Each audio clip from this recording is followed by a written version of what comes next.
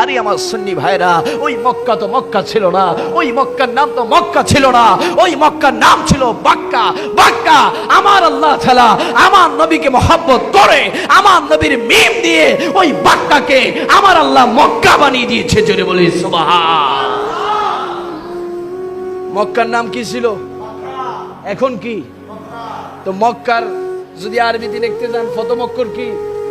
মিম। আমার আল্লাহ বলে আমার নবী যে জমিনে তাশরীফ আনবে, যেই শহরে আসবে, ওই শহরের নাম বাক্কা থাকতে পারে না।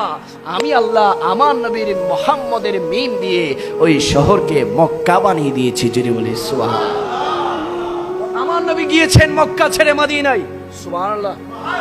আমার নবী মক্কা ছেড়ে কোথায় গিয়েছে? কিন্তু তখন তো মদিনা ছিল না, তখন ছিল ইয়াসরিব। কি ছিল? ইয়াসরিব। আমার আল্লাহ বলে আমার বন্ধু মদিনা এসেছে, ইয়াসরিব এসেছে, এটা তো আমার ইয়াসরিব থাকতে পারবে না।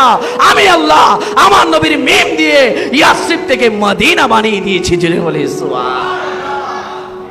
বাক্কা ছিল মিম দিয়ে মক্কা, ইয়াসরিব ছিল মিম দিয়ে মদিনা।